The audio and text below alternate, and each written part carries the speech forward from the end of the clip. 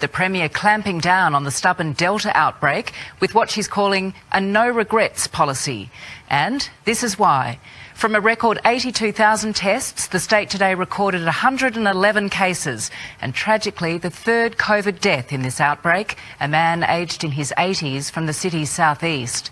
Across Greater Sydney, retail shops will now close. A small list of essential stores can remain open. Construction sites across the city shut down. And from midnight tonight, 110 suburbs across Liverpool, Fairfield and Canterbury Bankstown will be sealed shut. That's 900,000 residents who can't leave their area, even for work. Let's now go to Lauren Tomasi at Fairfield. And Lauren, this means as many as 500,000 construction workers right across Sydney will be out of a job when the new restrictions hit. If you are not vaccinated, be prepared to be basically in lockdown until Christmas. In mid-October, when we hit 70% double dose, visitors to households, if everyone is vaccinated with caps, will be okay. Pubs and restaurants will reopen for vaccinated customers with the 4 square metre rule to apply. Hairdressers and barbers will open again only if you've had both jabs. Now, vaccinated services in our places of worship with 4 square metre capacity limits, as well as funerals and weddings with caps. Now, sporting crowds will return again too, with capacity limits and only if you're vaccinated. What's interesting is I've been told there's not even been a discussion in Crisis Cabinet on when unvaccinated people can do any of this, Peter. There's little sympathy for anyone ignoring the health orders, even this group of teenagers caught partying after dark at the bottom of the North Bondi Cliffs. Herded to higher ground by Polaire's spotlight and speaker, the 8 boys were placed in handcuffs and left to explain a $1,000 fine to mum. 681 penalty infringement notices issued in the last 24 hours. More than 400 of those notices were again for people being outside of their home without a reasonable excuse. Even when you get to that 70 or 80%, you probably still need to use lockdowns and other strategies judiciously, but you probably still need to use them. Otherwise, you would start seeing those results. Yes. The trial to have returning South Australians from interstate and overseas conduct their quarantine at home is tonight underway. Mike Lorrigan's here with the details. Now, Mike, the first person is already being monitored. Brenton, this person is fully vaccinated. They have arrived from interstate and they are the first of up to 50 people to take part in this pilot program. It is the first in the country in this pandemic. These people will be digitally tracked to ensure they're sticking to their 14 days quarantine at home. The SA government has developed this technology for the program. It includes an app with a geolocator and facial recognition software. The participants are contacted randomly and have just 15 minutes to verify their location, or authorities will be on their doorstep. This trial is initially only for fully vaccinated people arriving from New South Wales and Victoria, but it's hoped to be extended to low-risk overseas arrivals by the end of next month. We expect people to cooperate. This is a great alternative to being in a hotel room for a 2-week period with the associated costs with that, and also that associated inability to move around in one's own home. The results from this pilot program will be provided to the National Cabinet in the coming weeks, with the plan for it to become the national standard within months.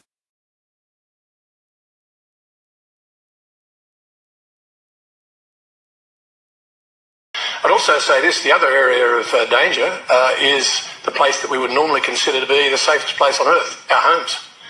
You already heard today that a number of the people who've actually now got the virus got it in a home situation. And we'll hear more detail about that in due course. But it is both a safe place and a dangerous place. We must treat this new world order, this new world of COVID, we must treat this new world of COVID, even in our own homes, with a high level of care and caution.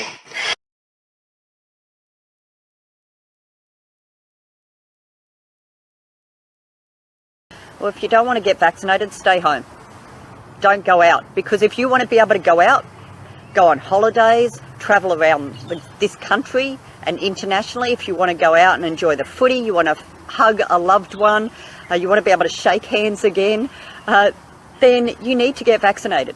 That's your choice, but it's not a smart choice not to get vaccinated. And there's statements made like, once you get to the 80%, the national plan says no more lockdowns needed. That is not true.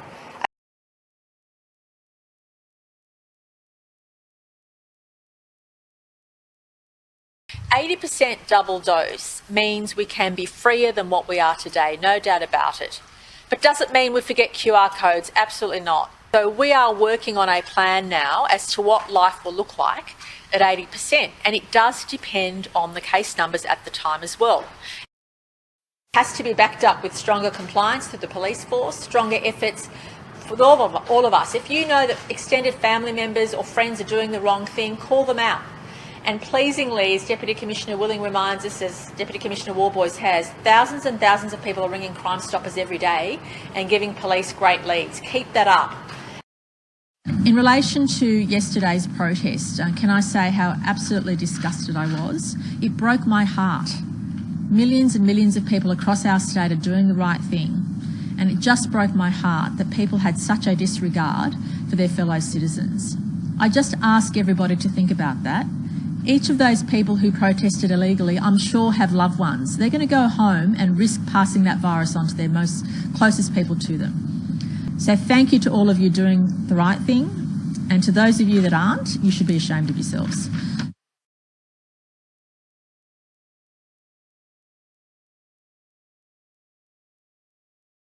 Whilst it is in human nature to engage in conversation with others, to be friendly, unfortunately, this is not the time to do that. So even if you run into your next door neighbour in the shopping centre, in the Coles, whilst you're at Coles or Woolworths or Aldi or any other grocery shop, don't start up a conversation.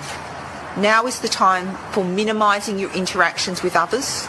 Even if you've got a mask, do not think that affords total protection. We want to be absolutely sure that as we go about our daily lives, we do not come into contact with anyone else that would pose a risk. We need to get used to being vaccinated with COVID vaccines for the future. I can't see that COVID is not going to be with us forever. Maybe in the future we can have even better vaccines and coverage across the world to achieve that. I mean, as a public health doctor, we always want to have diseases get totally eliminated, but that's not on the horizon in the near future. So booster doses, repeat doses will be part of it. You know, there'll be different advice about different schedules, which doses you get. But at the moment, our priority has to be getting first and second doses into people, and there will be recommendations about booster doses in the future. And I can assure you that the Commonwealth Government has purchased large quantities of vaccine into 2022, and this will be a regular cycle of vaccination and revaccination as we learn more about when immunity wanes. At what point does the pandemic end and COVID-19 becomes endemic? I think that's the reality that most of the world has been confronting. What we're really pleased to say is we've got great vaccines.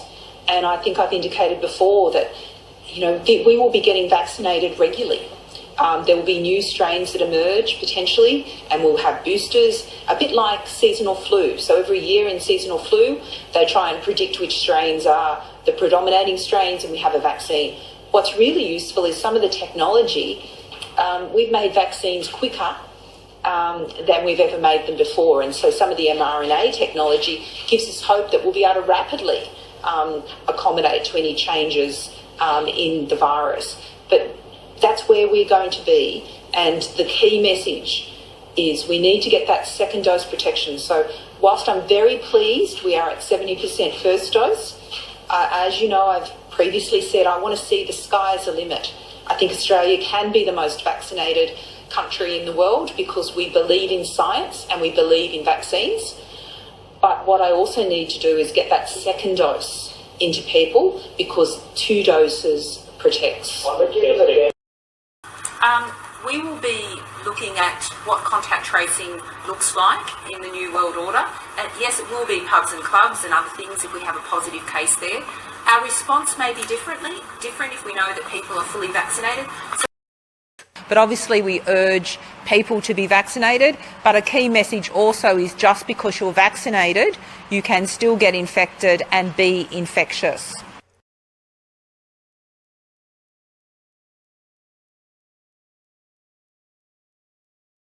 I'm certain that there will be a whole range of events once we get through the 70 and 80% double dose thresholds, once we get past those important milestones, that will be open for vaccinated people only.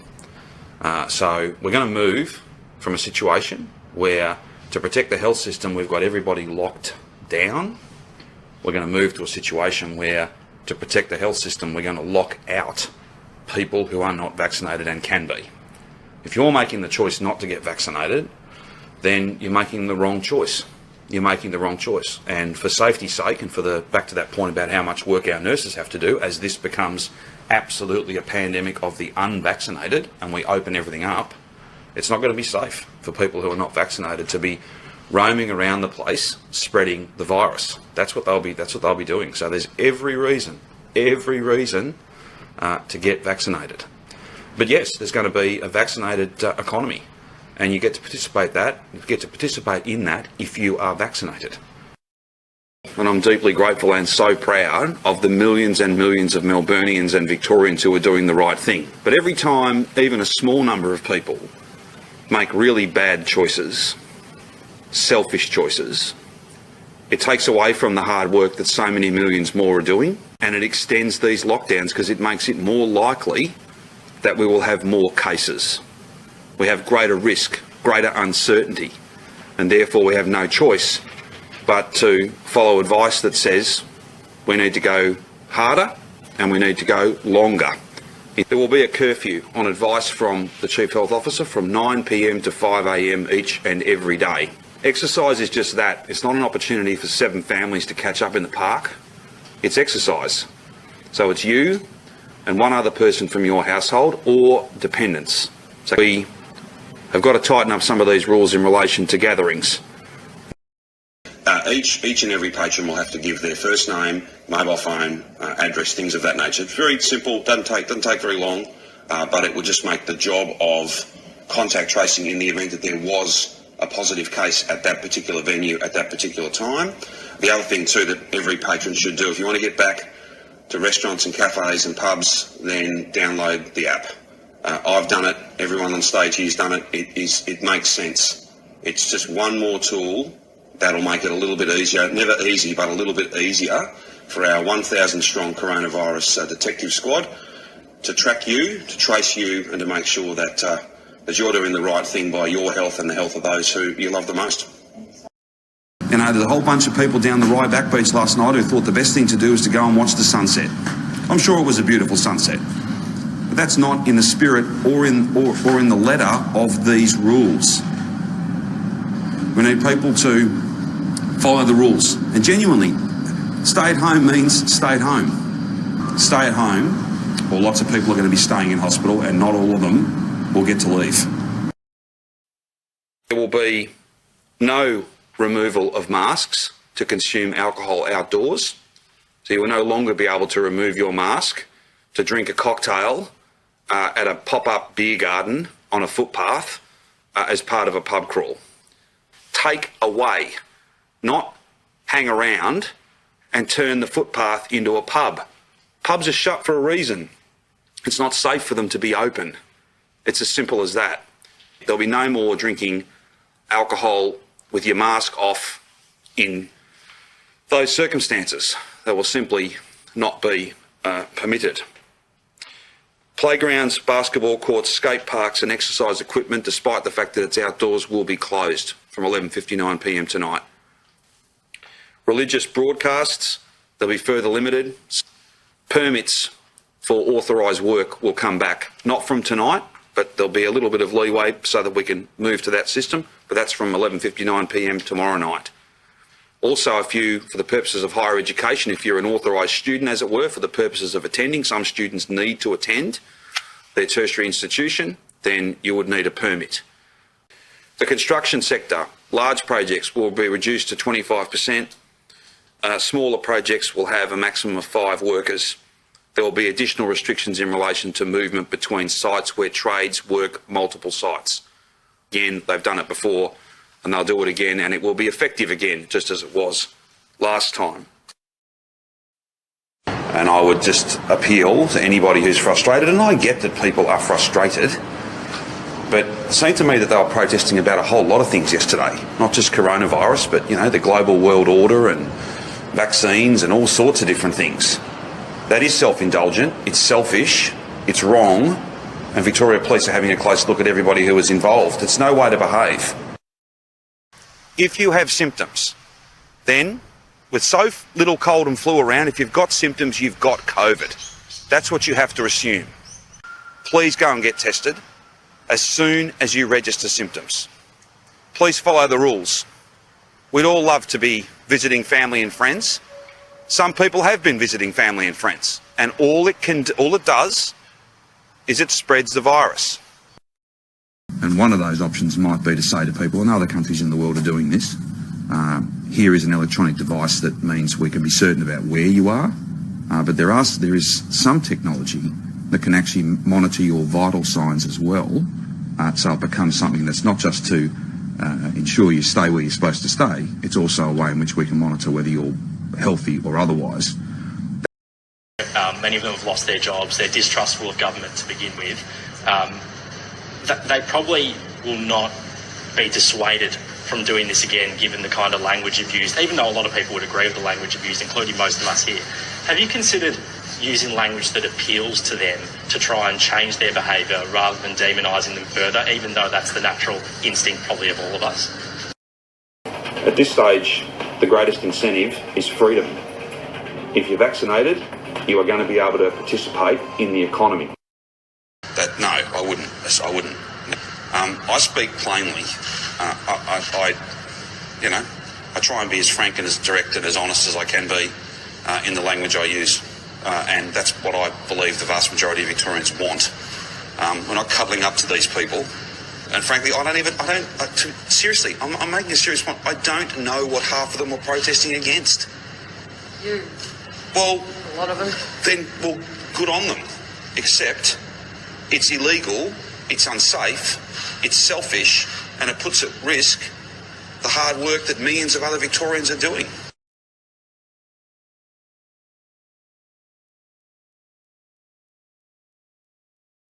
There is still too many people going from house to house, still too many people wanting to game the system, still too many people who want to organise and call for mass protests against the health orders which are putting lives in danger. So that's my focus at the moment. But would you have any hesitation to go harder? If that's what the Commissioner suggests to the Premier, well then I'll back him every step of the way. You'd be happy with a curfew? Again, if that's what the Commissioner would recommend to the Premier, I would back him every step of the way. But what we've got to do is, as I said, last week we wanted to make sure that the options that have been put before us by the public health orders are complied with, and that's our focus. How do you stop people from gathering in households, though? I mean, how do you do that?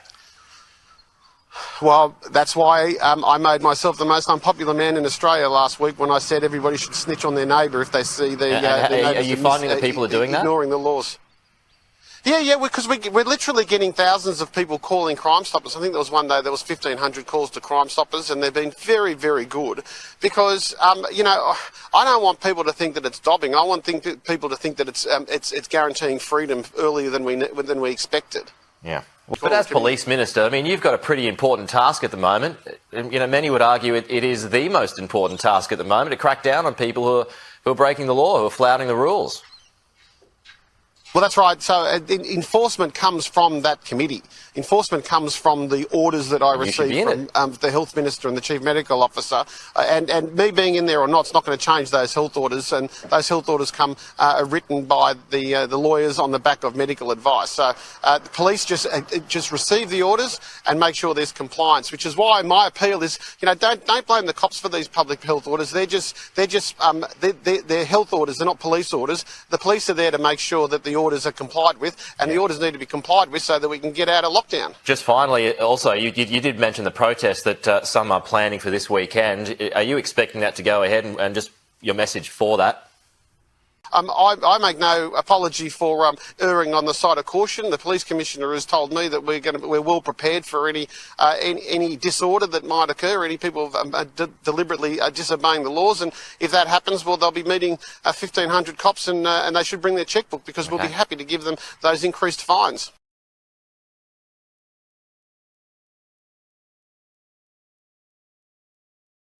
Can you talk about the two people who've sadly died taking AstraZeneca, and would you be worried if one of those people, as I understand it, or the family claims wasn't fully informed of the symptoms to look out for?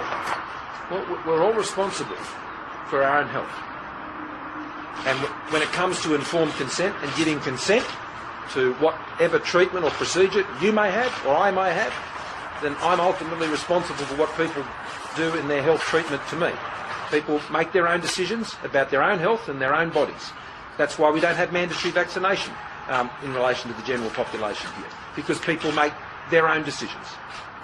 The vaccines, like any vaccine, with any vaccine there are risks associated, and I won't go into each of the individual ones because I don't want to particularly draw attention to anyone. But we all understand that with any vaccine there are risk factors, and they're enumerated and they're made available to people, and people make decisions about that.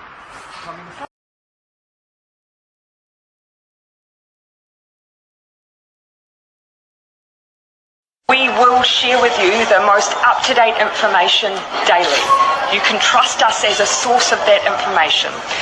You can also trust the Director General of Health and the Ministry of Health. For that information, do feel free to visit at any time to clarify any rumour you may hear, covid19.govt.nz.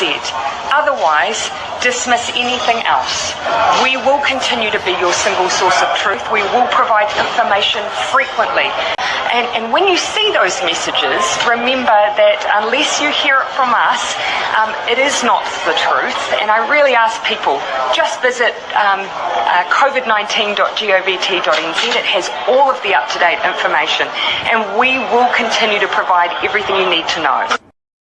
But we ask people to stay 2 metres away from anyone you pass. Stay local and do not congregate. Don't talk to your neighbours.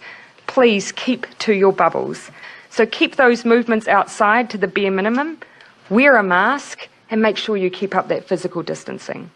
If you are completely isolated or you live alone, remember you can join a bubble with one other person that you have contact with.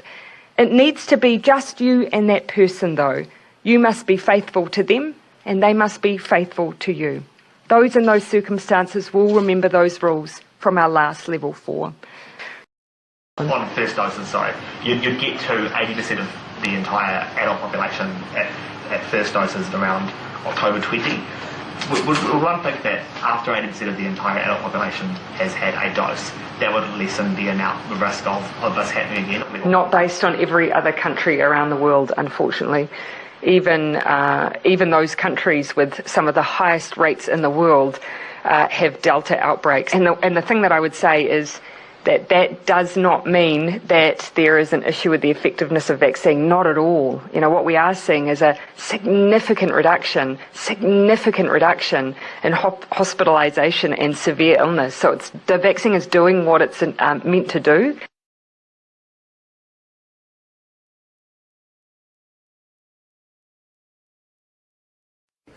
I think early next year we'll be in the phase of chasing up people who haven't come forward to get their vaccination or have missed their bookings and so on. So everyone will be able to get a vaccine between now and the end of the year. But of course, you know, and I want every New Zealander to come forward, but human behaviour suggests that there will be some people that we have to actually really go out and look for, and some of that may spill into next year. But our commitment is everyone will have the opportunity to get the vaccine by the end of the year. Everyone will, but I can't say that, you know, that we're not going to have some hesitant people or some people who just haven't come forward that we don't have to go out and find next year.